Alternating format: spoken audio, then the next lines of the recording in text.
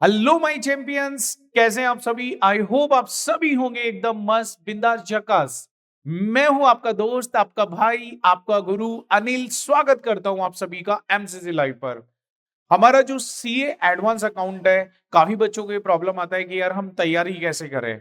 तो उसी के लिए मैं एक छोटा सा वीडियो लेकर आया हूं ताकि आपकी तैयारी को लग जाए चार चांद और आप बड़े से बड़े मार्क्स को कर सके अचीव। देखिए, सबसे इंपॉर्टेंट बात जो आती है सीए इंटर एडवांस अकाउंट के पेपर के अंदर, सबसे इंपॉर्टेंट बात है सीक्वेंस ऑफ चैप्टर। यानी आप जो भी चैप्टर कर रहे हैं उनका सीक्वेंस क्या हो। क्या अकाउंटिंग स्टैंडर्ड 1 2 3 4 5 6 7 इस तरीके से स्टडी करनी चाहिए, या कुछ पैटर्न होगा अकाउंटिंग स्टैंडर्ड को पढ़ने का। तो मैं तो आपको सजेशन देना चाहूंगा, आपने जिस भी टीचर से स्टडी करिए, उन्होंने जिस सीक्वेंस से आपको अकाउंटिंग स्टैंडर्ड करवाए हैं, पहले तो उसी सीक्वेंस से आप अपने चैप्टर्स को कंप्लीट करें। या फिर मैं जब अपना वीडियो एंड होगा तो मैं आपको एक सीक्वेंस सीट दूंगा। आपको उस सीक्वेंस सीट के अकॉर्डिंग अपने चैप्टर्स को क्या करना चाहिए, पूरा करना चाहिए, ताकि आप फटाफट अच्छे से अच्छे मार्क्स अचीव कर सके। नेक्स्ट आपको ये बात ध्यान रखनी है कि आप जिस भी टीचर से पढ़े हैं, उन्हें उन्होंने आपको ड्यूरिंग द क्लास बहुत अच्छे नोट्स बनवाए होंगे। आपको उन नोट्स को, कोई भी चैप्टर पढ़ने से पहले सबसे पहले उन नोट्स को पढ़ना चाहिए और प्रॉपर मैनर में पढ़ना चाहिए। ये नहीं है कि आपने जस्ट नोट्स उठाए, फटाफट फटाफट फटाफट रीड कर दिया। प्रॉपर मैनर में रीड करें। उन्होंने किस टॉपिक के बाद में क्या पढ़ाया है, उससे रिलेटेड क्वेश्चन कौन कौन से हैं, उनको सिस्टमैटिक तरीके से पूरा करें। देन रिटर्न प्रैक्टिस करना बहुत जरूरी है। काफी बच्चों के साथ में प्रॉब्लम आती है कि बस अकाउंटिंग स्टैंडर्ड को पढ़ा, प्रैक्टिकल क्वेश्चंस को भी जस्ट पेंसिल उठाई, टिक टिक टिक टिक करा और बस सॉल्यूशन डन। ये बहुत बड़ी कमी है। एएस को पढ़ते वक्त, प्रैक्टिकल क्वेश्चंस को करते वक्त आपकी रिटर्न प्रैक्टिस होना जरूरी है। नेक्स्ट अगर मैं बात करूं, लिस्ट ऑफ मास्टर क्वेश्चंस, आपके पास में लास्ट 5 डेज की प्लानिंग भी होनी चाहिए और आपके पास में एक हर चैप्टर के मास्टर क्वेश्चन की लिस्ट होनी चाहिए। यानी आपने मान लो for example internal reconstruction chapter करा, तो उसके सेलेक्टेड 2 क्वेश्चंस जो मास्टर क्वेश्चन है, जो कहीं ना कहीं पूरे चैप्टर की प्रॉब्लम्स को दूर कर देंगे, आपके पास में वह क्वेश्चंस भी होना जरूरी है। तो पढ़ते वक्त उन मास्टर क्वेश्चंस की आपके पास में लिस्ट होनी चाहिए। नेक्स्ट मैं बात करूं लास्ट 5 डे प्लानर, आपके पास में लास्ट 5 डे प्लानर भी होना चाहिए कि लास्ट के 5 दिन में मुझे क्या क्या पढ़ना है, उसकी तैयारी आप अभी से करते चले। जब भी आप कोई एएस पढ़ रहे हैं, कोई प्रैक्टिकल चैप्टर्स पढ़ रहे हैं, तो आप लास्ट 5 डे की प्लानिंग अपने साथ में पहले से ही बना कर रखें। नेक्स्ट मैं बात करूं, अगर आप बड़े मार्क्स अचीव करना चाहते हैं तो आपको मॉक टेस्ट सीरीज देना बहुत जरूरी है। आप जिस भी इंस्टीट्यूट में पढ़ते हैं, जिस भी टीचर से आपने क्लासेस ली है, प्लीज आप हर सब्जेक्ट की मॉक टेस्ट सीरीज जरूर दें। आपने तैयारी कर ली, आपको खुद को ही पता नहीं है कि मैं मुझे 3 घंटे के अंदर सॉल्यूशंस कैसे करने हैं, क्या मेरे लिए टाइम सफिशिएंट होगा, क्या मुझे टाइम शॉर्ट मिल रहा है। ये सब की तैयारी करने के लिए आपको कम से कम मेरे अकॉर्डिंग आपको 3 मॉक टेस्ट सीरीज देना जरूरी है। नेक्स्ट, मैंने बात करी थी कि मैं वीडियो के लास्ट में आपसे बात करूंगा और यह बताऊंगा कि मेरे अकॉर्डिंग आपको किस सीक्वेंस से चैप्टर्स को पूरा करना चाहिए। तो मैं आपके लिए लेकर आया हूं 54 डेज का एक सीक्वेंस प्लानर, और वो सीक्वेंस प्लानर मैंने यहां पर बनाया है। देखिए, आप यहां पर आप देख सकते हैं सीक्वेंस ऑफ चैप्टर्स। आप आज ही से, जब आप वीडियो देख रहे हैं, अगर आज से आप हर दिन 2 घंटे स्टडी करते हैं, तो उसी के हिसाब से मैंने एक प्लानर सेट करा है कि आपका हर चैप्टर को पढ़ने का सीक्वेंस क्या होना चाहिए। जैसे देखिए, मैंने सबसे पहले बताया कि डे 1 और डे 2, यानी आप लगभग 4 आवर्स के अंदर preparation of financial statement chapter को सबसे पहले करें। इस चैप्टर को करने का बेनिफिट क्या होगा? देखो, इस चैप्टर को करने का बेनिफिट यह है कि आप statement of P and L अच्छे से बनाना सीख जाओगे, आप बैलेंस शीट बनाना अच्छे से सीख जाओगे, ताकि आपको अमलगमेशंस में बार बार में बैलेंस शीट नहीं बनानी पड़ेगी। 1 2 क्वेश्चंस की बैलेंस शीट बनाई, आप फ्लो में आ जाएंगे, तो बार बार में बैलेंस शीट बनाने में दिक्कत नहीं आएगी। तो सबसे पहले आपको इस चैप्टर को पढ़ना चाहिए। इसके लिए मैंने आपको अलॉट करे हैं 4 आवर्स।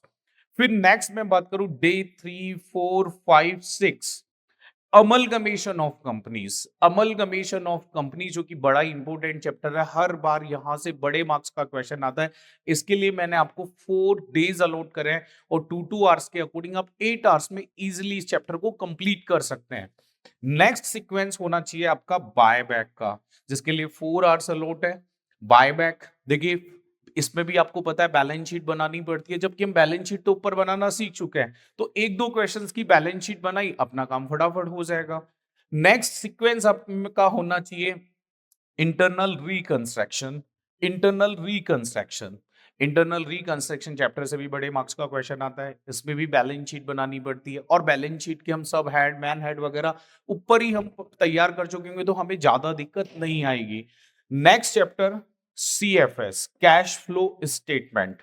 देखिए, हर चैप्टर के लिए मैंने एक सीक्वेंस प्लानर बना रखा है। Cash flow statement day 12, day 13, day 14, then day 15, 16, 17 में ब्रांचेस। और ऐसा करने से आपकी थर्ड बुक, जो अपना ICA का स्टडी मटेरियल, उसकी थर्ड बुक कंप्लीट हो जाएगी आपकी कितने दिन में? 17 दिन के अंदर। और 2 आवर्स के अकॉर्डिंग 34 आवर्स के अंदर, 34 घंटे के अंदर अंदर आप अपनी थर्ड बुक को कंप्लीट कर सकते हैं। अब आप इसी तरीके से प्लानर शीट जब बनाएंगे, देखो थर्ड बुक की जब प्लानर शीट बनाएंगे, तो आप इन्हीं के आगे, जैसे इस जगह पर मान लो आपको लग रहा है कि यार ये क्वेश्चन मेरे को लास्ट 5 डे में भी देखना चाहिए, तो लास्ट 5 डे में आपने जैसे लिख लिया कि इलस्ट्रेशन नंबर 7 मुझे करना है, प्रैक्टिकल क्वेश्चन नंबर 8 करना है, तो ये प्लानिंग आपकी साथ में ही पूरी हो जानी चाहिए, ताकि आपको ये ध्यान रहे कि लास्ट के 5 दिन में मुझे क्या क्या पढ़ना है। नेक्स्ट मैं बात करूं अकाउंटिंग स्टैंडर्ड का सीक्वेंस। मैंने जो सीक्वेंस बनाया वो बनाया मार्क्स के अकॉर्डिंग, कि मुझे लगता है कि यार ये चैप्टर जो है ज्यादा इंपॉर्टेंट है मेरे अटेम्प्ट के लिए, उसी के अकॉर्डिंग मैंने तैयार किया है। तो देखिए, डे 18, 19, 20, 21, 4 दिन यानी 8 घंटे में आप अपना अकाउंटिंग स्टैंडर्ड 21 पूरा कर सकते हैं। और आपको भी ये पता है कि यहां से बड़े मार्क्स का क्वेश्चन आता है, जो कि आपके लिए बहुत वैल्यूबल चैप्टर है। देन 23, 4 घंटे में आप इजीली, आराम से, या 4 घंटे में तो हमने क्लास के अंदर पढ़ लिया था ये वाला यस, तो 4 घंटे में तो आप इसकी बारीकियों से खेल सकते हैं चैप्टर की। नेक्स्ट अगर बात करूं 27, 2 घंटे, छोटा सा एएस है, छोटा सा एएस है, ठीक है, तो आराम से 2 घंटे में इसे पूरा कर सकते हैं। तो देखो सीक्वेंस है इसका, सबसे पहले 21, फिर 23, फिर 27, AS10। AS10 एक दिन में आप पूरा आराम से कर सकते हैं, क्योंकि ज्यादातर थ्योरेटिकल बातें हैं, प्रैक्टिकल भी बड़े आसान से प्रैक्टिकल है, इसलिए आप इसे 2 आवर्स में इजिली पूरा कर सकते हैं। AS26 very very very important, जहां से ICI के क्वेश्चंस मैक्सिमम टाइम पूछे जाते हैं। AS10 से कम क्वेश्चन आते हैं, AS26 से क्वेश्चन ज्यादा आते हैं, तो इसको मैंने करे हैं अलॉट 4 आवर्स। देन आपका 28, AS28 आपका 4 घंटे के अंदर आराम से पूरा हो सकता है। फिर डे 30, डे 31 में AS22 टैक्स से रिलेटेड AS, उसको आप आराम से 4 घंटे के अंदर पूरा कर सकते हैं। फिर AS13, जिसे आप 4 घंटे में इजीली पूरा कर सकते हैं। और सेलेक्टेड प्रैक्टिकल्स क्वेश्चन में फिर से आपको कहना चाहूंगा, बार बार मैं कहना चाहूंगा कि लास्ट 5 डे प्लानर आप पढ़ते वक्त ही साथ में ही बनाते रहें। फिर आपको AS12 पढ़ना चाहिए, छोटा सा AS है 12, 11 बड़ा छोटा सा AS है, देन 16, AS2 आराम से एक दिन में कर सकते हैं, AS25, AS19, AS9, 7, 20, 20, 15, 15, 1, 17। इस तरीके से आप अपने पूरे अकाउंटिंग स्टैंडर्ड एक सीक्वेंस में कंप्लीट कर सकते हैं। अब ऐसा करने से मान लो कि ये वीडियो आप मान लो 25 फेब को देख रहे हैं, तो आपकी प्लानिंग लगभग लगभग ये आप 2 महीने में आराम से, मैंने यहाँ पर 51 डेज का एक प्लानर तैयार करा है, यानी मैं मानता हूं कि आप ये 54-55 दिन में ये पूरा सिलेबस कर देंगे।